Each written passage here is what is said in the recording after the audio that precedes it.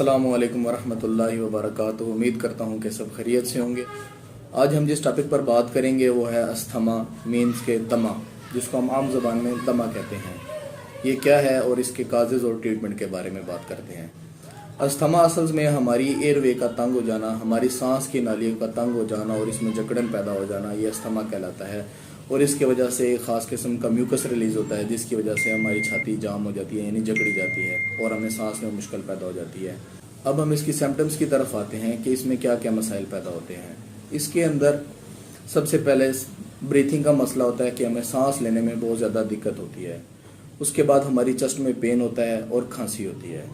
تیسرا، جب ہم سو رہے ہوتے ہیں تو ہمیں اس میں چھوٹے چھوٹے سانس آتے ہیں، بریتھنگ کا مسئلہ بہت زیادہ ہوتا ہے، جس کی وجہ سے سانس پھول جاتا ہے، ہم نیند نہیں کر سکتے۔ یہ بھی استھما کی سمپٹمز ہیں۔ اس کے بعد اسموکنگ بھی ایک بہت بڑا مسئلہ ہے۔ یہ بھی استھما کی وجہ سے اس کی وجہ سے بہت زیادہ ہو جاتا ہے اور انفیکشن کا بہت زیادہ ہو جاتا ہے۔ اس کے بعد ٹھنڈا پانی پینے سے، ٹھنڈی ہوا لگنے سے بھی یہ مسئلہ بہت زیادہ ہو جاتا ہے استھما کے پیشنٹس کو۔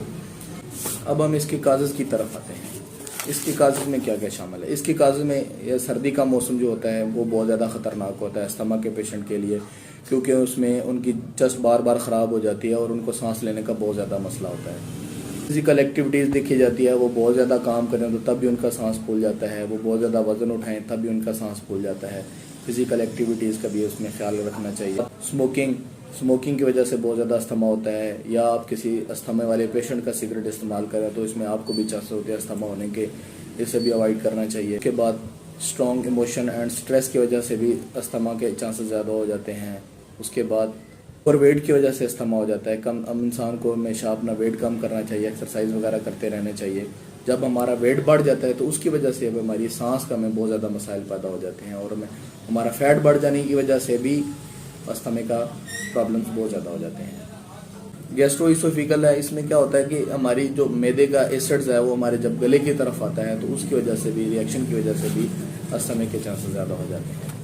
اب ہم آتے ہیں اس کے ٹریٹمنٹ کی طرف۔ اس کے ٹریٹمنٹ میں سب سے پہلے کہ یہ ہے کہ اگر سردی کا موسم ہے تو اپنے آپ کو زیادہ تر گرم رکھا جائے، گرم چیزیں استعمال کی جائیں، سوپ وغیرہ لینا چاہیے، انہیلر وغیرہ لینا چاہیے۔ ایسی خوراک نہیں لینی چاہیے جس کی وجہ سے ہماری چھاتی میں بلغم پیدا ہو، مثلا کہ کیلا ہو گیا جیسے، یہ بہت زیادہ بلغم پیدا کرتا ہے، اس سے اجتناب کرنا۔ مختلف قسم کے فوڈ اور بیوریج سے اجتناب کرنا چاہیے جو ہماری باڈی میں بلغم پیدا کریں، ان سے بچنا چاہیے۔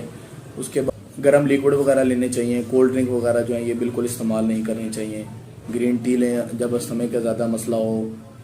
اس کے بعد سوپ لے سکتے ہیں آپ، کوئی اور اس طرح کی گرم خوراک لے سکتے ہیں، وہ استھما کے لیے بہت مفید ہوتی ہے۔ اس کے بعد اس کے مختلف قسم کے ٹیسٹ بھی ہوتے ہیں جن سے استھما کا پتہ چلایا جاتا ہے۔